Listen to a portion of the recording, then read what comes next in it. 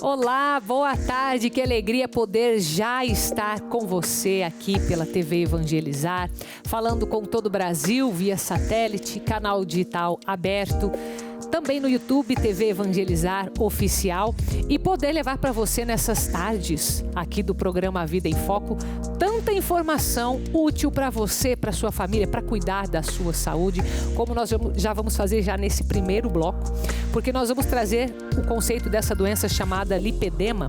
Não sei se você conhece, se tem familiaridade, mas ela traz algum aspecto assim de inchaço nas pernas, tem a ver com gordura. Então vamos entender um pouco mais com a especialista que é endocrinologista, hoje foi convidada aqui, doutora Daniele Zaninelli, vai já falar conosco a respeito desse tema.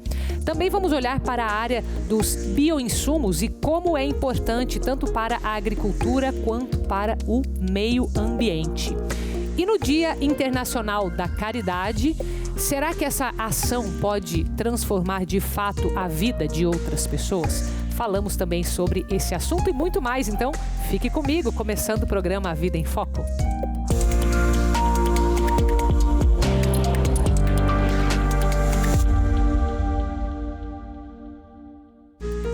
A gente vai mergulhar agora na área da tua saúde.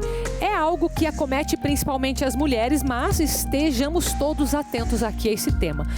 O lipedema, né, tem a ver com inchaço nas pernas, mas o que mais que está relacionado?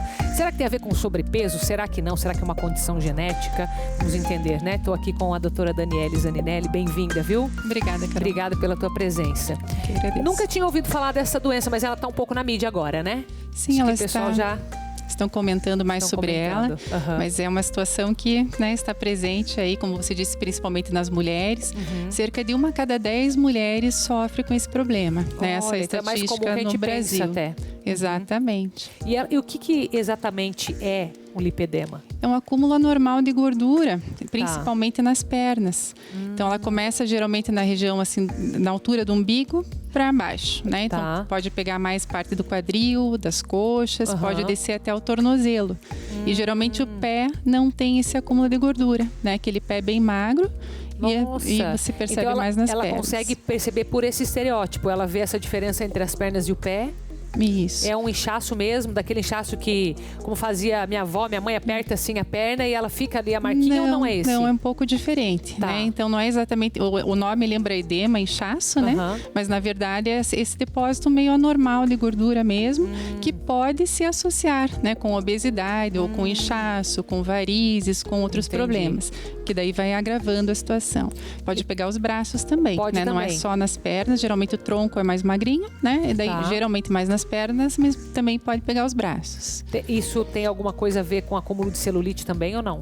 Ele dá aquele aspecto de celulite. Né? No início a pele parece mais lisa, nos casos mais leves, mas palpando a pele já dá para perceber alguns nódulozinhos embaixo.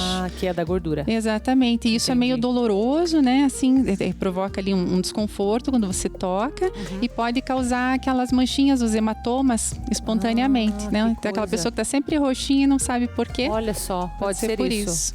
Olha só que interessante essa imagem que a gente tem aqui, falando dos 5 tipos, né, de lipedema de acordo com a área corporal. Então, ela não necessariamente é na perna toda, como é a primeira imagem que a gente está olhando, mas ela pode atingir ali as laterais, como se fosse o culote, né? Isso. Aí os braços, você mencionou os braços inteiros, então, também. Pode ser só parte do braço. Pode ser parte ou também. O braço todo. E daí pode ser também só a parte superior das pernas e também só a parte inferior. Isso. E pode ser tudo junto também ou não? Excetuando a parte do tronco, né, e os pés, que são as partes que ficam livres. Pode ser mais difuso realmente. Tá, e o que está relacionado a essa doença? É então, alimentação, é genética? Tem genética no meio, né? 1/3 das pessoas tem a mãe ou a tia que tem o mesmo problema. Alimentação, daí seria mais questão de peso associado, né? Mas não é só isso, é até importante tocar nisso, porque as pessoas às vezes fazem umas dietas malucas para perder aquela, achando que é gordura, que vai emagrecer e no fim aquilo não reage muito à dieta. Então tem alguns casos que mesmo com a dieta não vai resolver. Isso, resolve o excesso de peso associado, né? Mas aquele aspecto do lipedema não vai, pode não ir embora. E qual que é o tratamento? Existe tratamento? Existe tratamento, mas ele é mais sintomático, né? É preventivo, assim, no sentido de evitar a piora do quadro. Então, quanto mais cedo você percebe que tem a condição, melhor.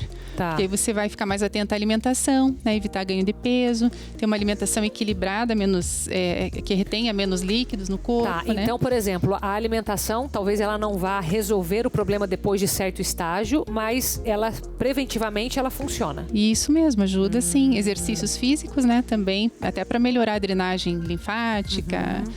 Questão de varizes tem que ser observado se tem associado, né? Aquelas meias compressivas podem ser indicadas em alguns casos. Tá. Aqui a gente está vendo alguns estágios dessa doença, tá? O estágio 1 parece que não tem nada, né? Isso então mesmo. Ele começa assim meio invisível numa pessoa que aparentemente é magra, digamos? Pode ser numa pessoa magra que a questão do toque ele percebe os nódulozinhos, né? Aquela sensibilidade aumentada, os roxinhos que vão aparecendo, pode geralmente ser assim. Desse jeito. E daí ela tem que se cuidar para não ter um sobrepeso, porque senão pode virar, é isso? Vai agravar a situação. As coisas se somam, na verdade. Nesse caso não tem nem cirurgia. A cirurgia pode ser indicada em casos mais graves para retirar uma gordura que esteja impedindo o movimento, né? Porque o acúmulo de gordura pode ser bem desconfortável, trazer problemas até articulares para mobilidade da articulação. Sim. Então pode ter alguma indicação específica, mas em casos mais extremos, não que seja a solução para o problema. Né? Entendi. Mas e existe alguma consequência disso? A gordura por si, eu sei que ela tem a questão da obesidade, você falou das articulações e tudo, mas ela tem uma decorrência de alguma outra coisa que seja preocupante ou mais estética mesmo? Nunca a gente vai dizer que é estético, né? É uma questão de saúde mesmo, né? Tem até um CID, né? Um código para a doença descrito. E além dessas mobilidade, né, que pode estar comprometida, tem a questão do impedimento realmente da drenagem linfática adequada, que deve somar um problema. E até risco cardiovascular, né? Até a estrutura do coração pode sentir algum efeito. Até porque se você, de alguma forma, atrapalha esse movimento do corpo, uma coisa vai estar relacionada à outra, né? Existe esse risco aumentado.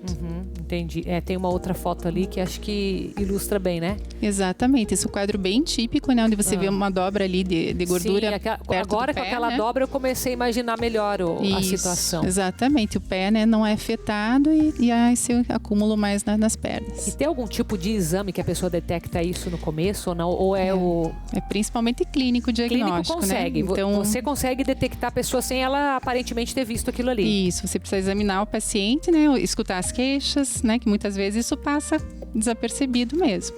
Por exemplo, quem geralmente tem problema de circulação acha que é varizes, por exemplo. E trata, às vezes até tem varizes junto. Ela pode junto desencadear um problema do lipedema também e não saber que tem esse problema? Não, daí seriam doenças diferentes associadas, né? Uma agravando a presença da outra. O que desencadeia geralmente é uma alteração hormonal, né? Então ele é mais comum que comece a aparecer na puberdade, na gestação, a mulher começa a tomar um anticoncepcional, na menopausa. Isso pode ser então causado por anticoncepcional?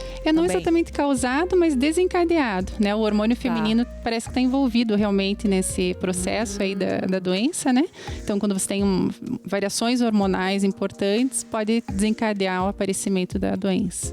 Então já que você falou ali 1 a cada 10% das mulheres, vale a pena, por exemplo, quem já faz um acompanhamento do próprio ginecologista, que tem varizes, tem um problema de circulação, vale a pena fazer uma consulta a mais para detectar se tem algo de lipedema? Isso mesmo. Você comentou algo muito importante também, que o acompanhamento é multidisciplinar, né? Então, todos esses profissionais juntos vão ajudar o paciente.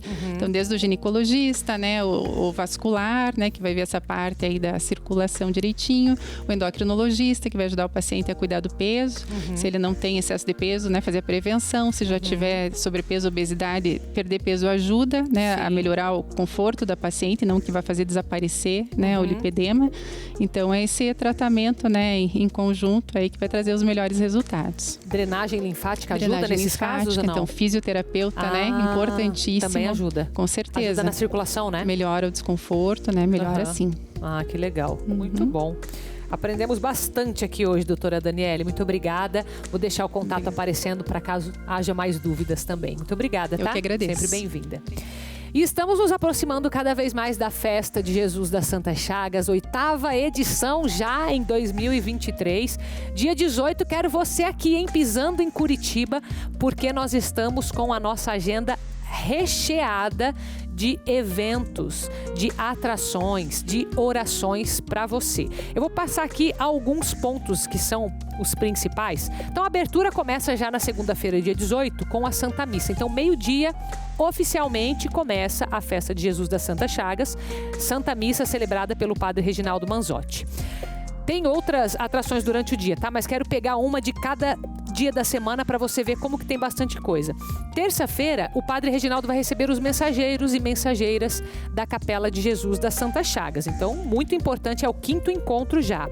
Quarta-feira, nós vamos ter um show de violas, cordas. Gente, pensa numa coisa linda que nós vamos ter nessa quarta, junto com Novena de Jesus das Santas Chagas no mesmo dia, entre outras, né?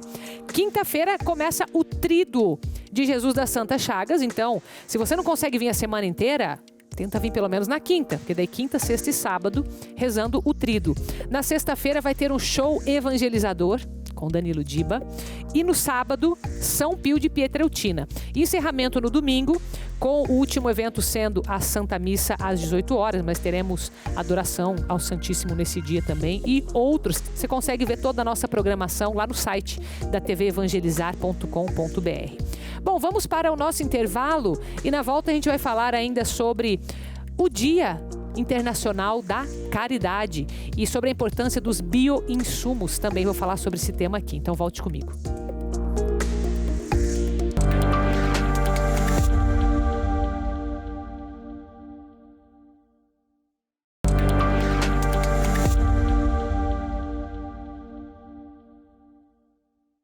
De volta com o programa Vida em Foco, com a sua companhia de todos os dias. Muito obrigada. Espero também a sua companhia durante a nossa programação, porque em setembro nós teremos os 2 horários do Santo Terço Mariano com o Padre Reginaldo às 6 da manhã e às 6 da tarde.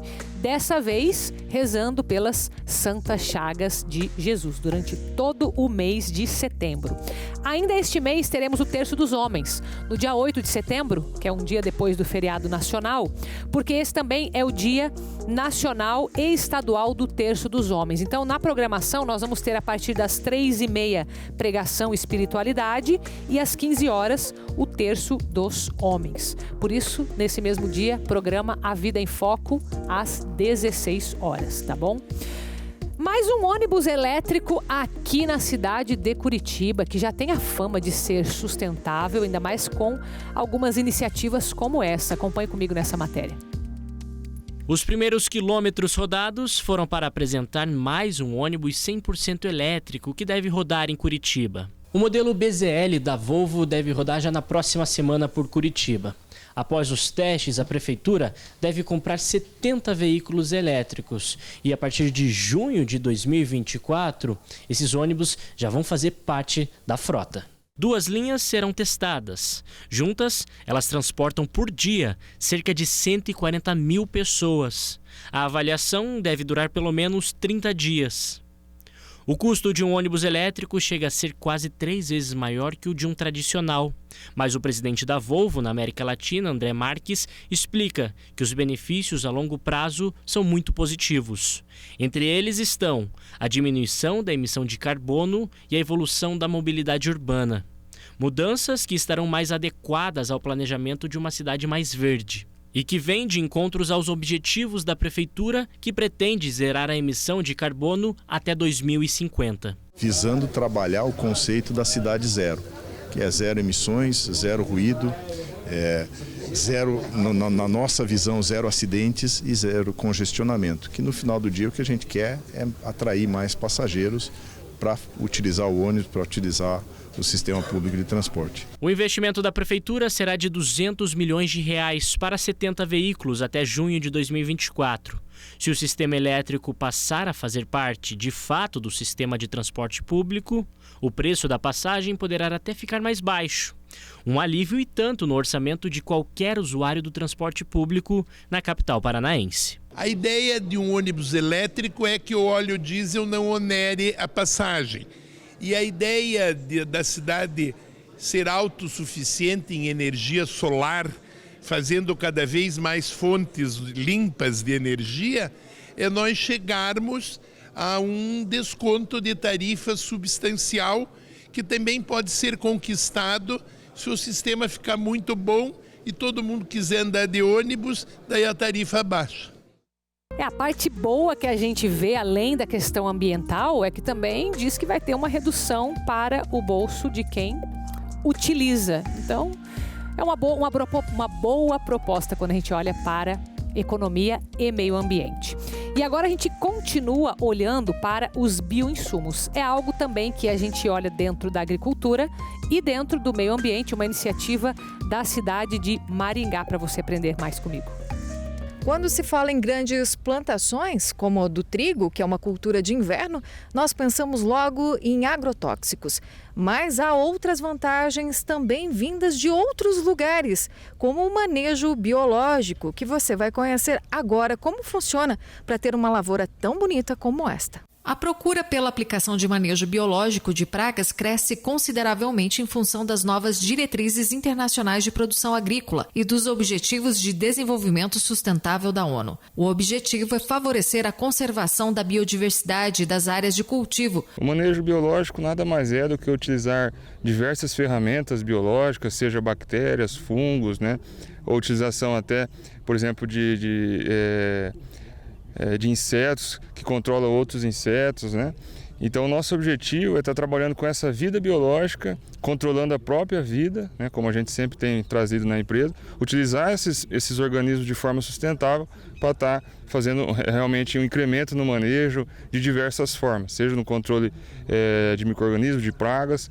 ou ajudando até na promoção de crescimento, que é um outro nicho de trabalho também, que a gente pode estar atualizando o produtor. De acordo com o engenheiro agrônomo, a ideia é levar ao produtor o equilíbrio do solo. Buscar ter um equilíbrio do sistema solo-planta-ambiente, ou seja, fazer com que aquilo que está no solo, aquela vida que está no solo, que muitas vezes devido ao uso somente de uma cultura ou 2, 3 culturas, perdeu um equilíbrio. Então a gente busca com esses organismos, essas ferramentas biológicas, fazer com que o ambiente se torne um ambiente equilibrado, ou seja, a gente consiga estar controlando patógenos, consiga estar melhorando a fertilidade do solo também com o uso das nossas ferramentas biológicas, e a gente consegue ter um equilíbrio e aumentar, potencializar o uso, por exemplo, de uma ferramenta química com o uso do biológico. A gente consegue unir as duas ferramentas e a gente ter um sinergismo muito interessante. Para estudante de agronomia que está ainda conhecendo essa forma de manejo, esse método pode trazer benefícios.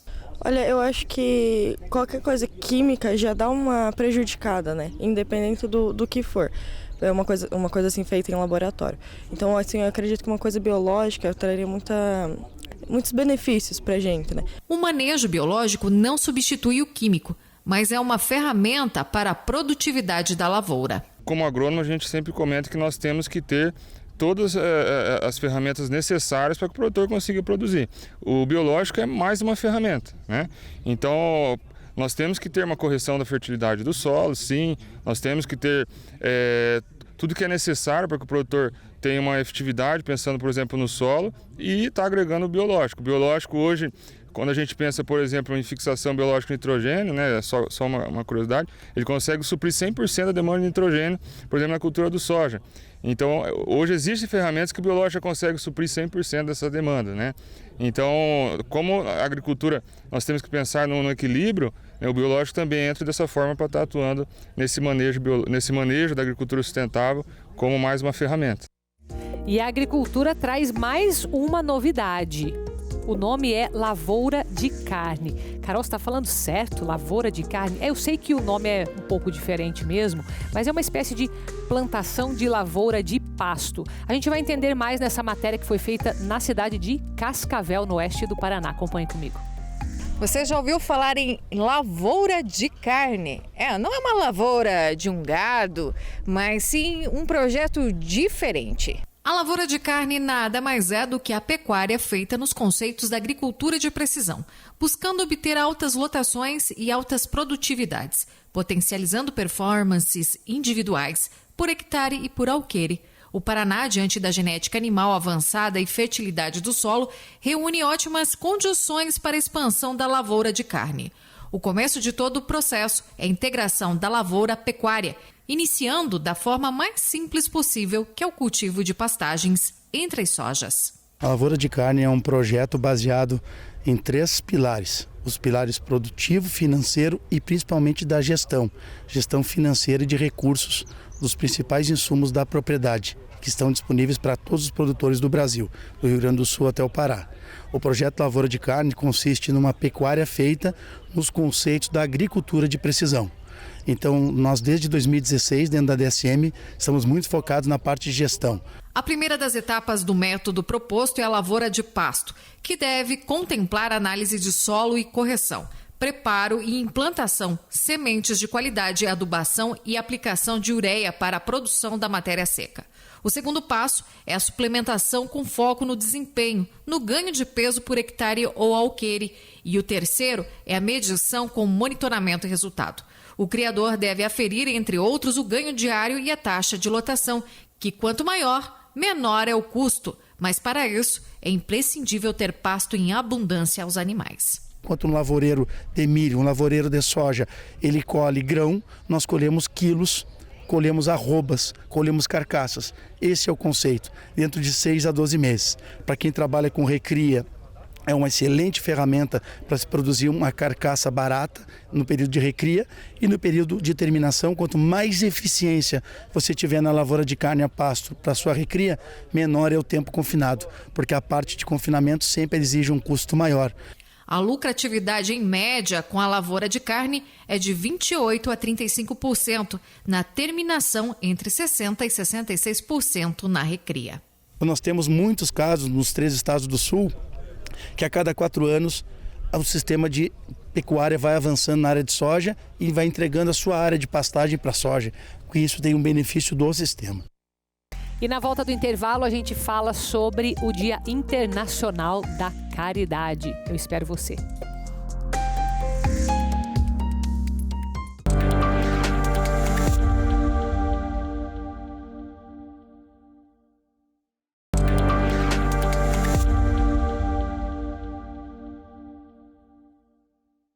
Eu volto com você na nossa programação aqui do programa Vida em Foco, dando detalhes para você da festa de Jesus das Santas Chagas. Só que você vai fazer isso lá pelo site. O site da TV Evangelizar está super organizado para você poder conhecer toda a nossa programação e visualizar tudo que vai acontecer dos dias 18 ao dia 24. Então depois pega ali teu celular, teu tablet, teu computador e veja tudo completinho, tudo que a gente vai ter de hora em hora do dia 18 até o dia 24 de setembro. Agora vamos por assim, Carol, eu quero saber o que vai passar na programação hoje. Eu consigo ver isso dentro do site? Consegue, você vai fazer um filtro aqui pela data, a gente colocou a data de hoje aqui, e você tem toda a programação, desde a madrugada, Cine Madrugada ali, quando tem líder mensageiro, terço da madrugada com o Instituto Hesed, oração do dia, enfim, toda a nossa programação está aqui dia a dia. Então você pode fazer isso também, além de conhecer toda a nossa programação, todos os apresentadores, os padres e bispos da nossa grade. tvevangelizar.com.br. Mas hoje é dia da caridade, dia internacional. Então nós convidamos uma pessoa mais do que especial para falar sobre esse tema. Porque veja, ela tem uma missão dentro da Arquidiocese de Curitiba, que é a missão da Campanha da Fraternidade, né? Seja muito bem-vinda, Salete Bagolin Bes. Muito obrigada, viu, pela tua presença. Obrigada, Carol, pela oportunidade de estar aqui. E a quem está nos acompanhando também, o nosso olá. Eu que agradeço, a gente ver um rosto, né? Você que conhece a Campanha da Fraternidade, né? Que acontece na nossa igreja e vê a coordenadora aqui em Curitiba. Bom, vamos falar sobre esse tema da caridade, tem tudo a ver com Campanha da Fraternidade, tem a ver com a missão da própria igreja, né? O que a gente precisa lembrar nesse dia, que é o Dia Internacional? Por que ter um título de algo que deveria ser tão natural para nós, né? Se for pensar. Se nós formos olhar, é um mandato do próprio Jesus, né? Sim. Essa questão da caridade. Ele mesmo, resgatando então o lema da Campanha da Fraternidade deste ano, dai-lhes vós mesmos de comer, esse mandato de Jesus. Toda a missão de Jesus vai ao encontro dessa questão do olhar ao outro. Sim. Principalmente aqueles que mais precisam. É o mandamento primeiro, né? Primeiro amar a Deus sobre todas as coisas e ao próximo como a ti mesmo. Então não tem como escapar. A gente se quiser ser obediente a Deus, pega por esse lado, ali, né? Só obedecendo esse mandamento já estamos de acordo. Agora é interessante, né? Nós temos tantas instituições que fazem a caridade, tem a igreja, tem a obra evangelizar, tantas, né? Tem muitas, graças a Deus, né? No Brasil inteiro. Mas também tem aquela caridade que é anônima, que cada um...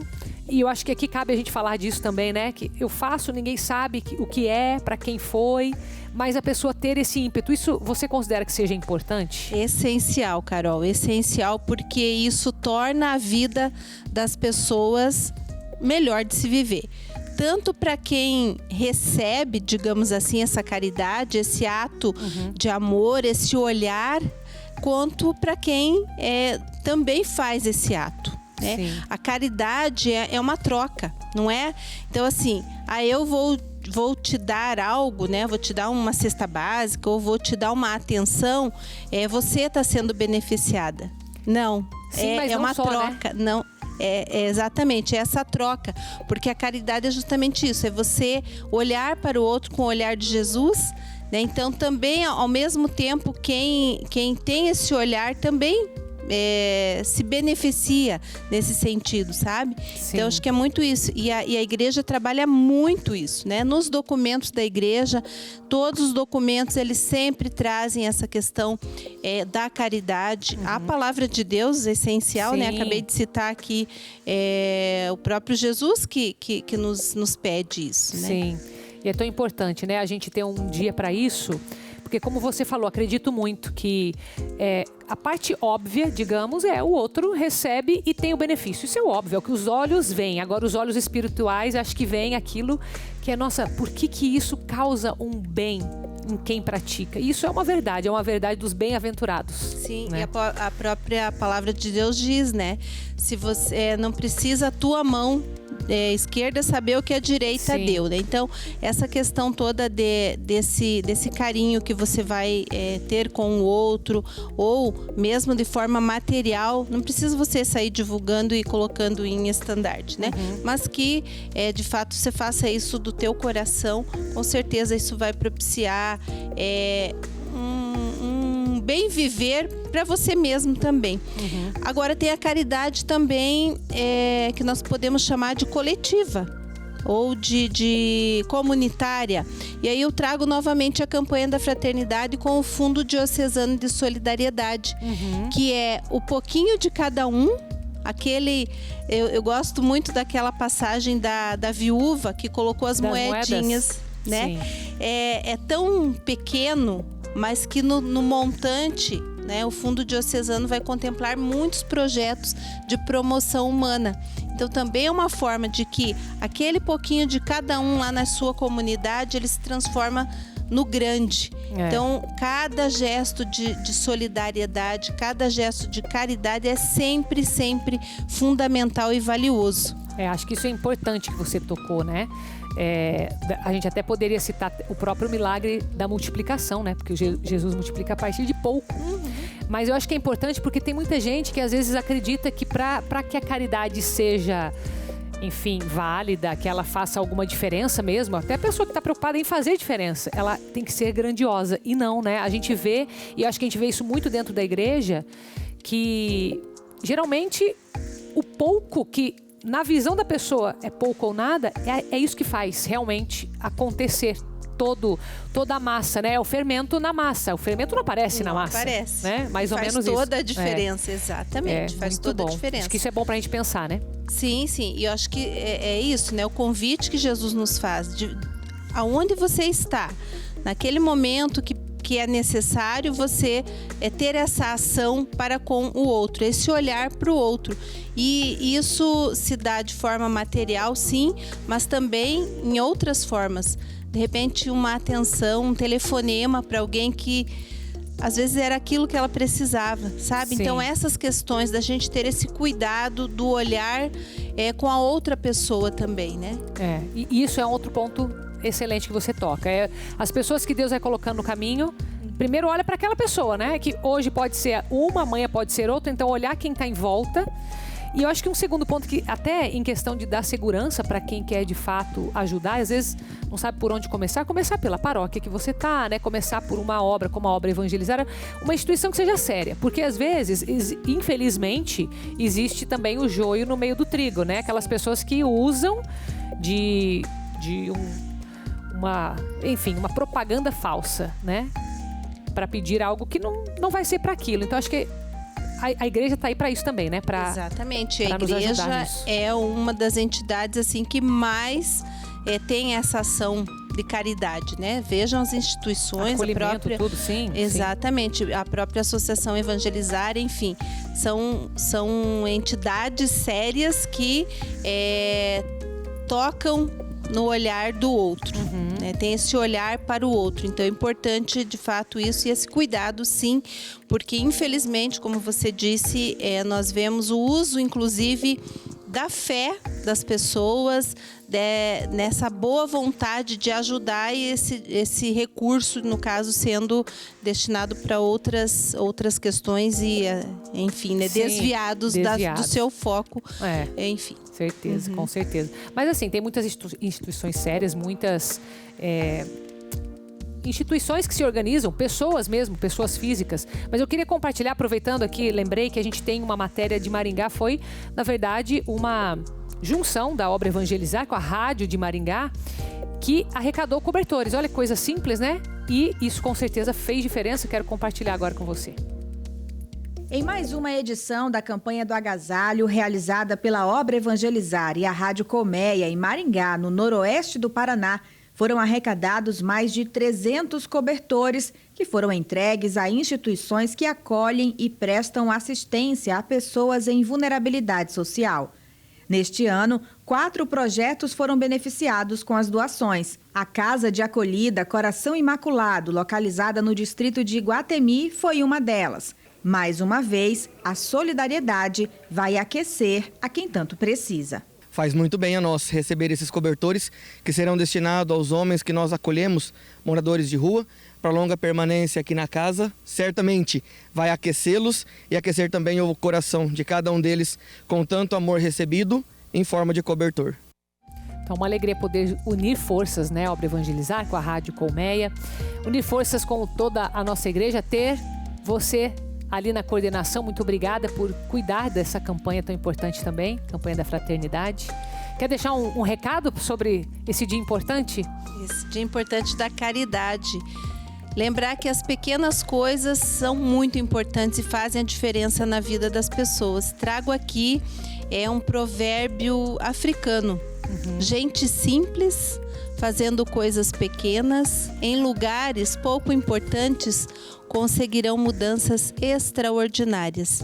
Então, esse pouquinho de cada um, esse pouco que você pode se doar para alguém, vai fazer com certeza a diferença na vida dessas pessoas. E muito obrigada pela sua doação, né, do seu tempo, de estar aqui, do seu conhecimento. Muito obrigada. Vou deixar a Arquidiocese de Curitiba aí no Instagram também para você conhecer, para fazer alguma pergunta direcionada à coordenadora, se desejar. Muito obrigada, Salete. Obrigada a você, tá?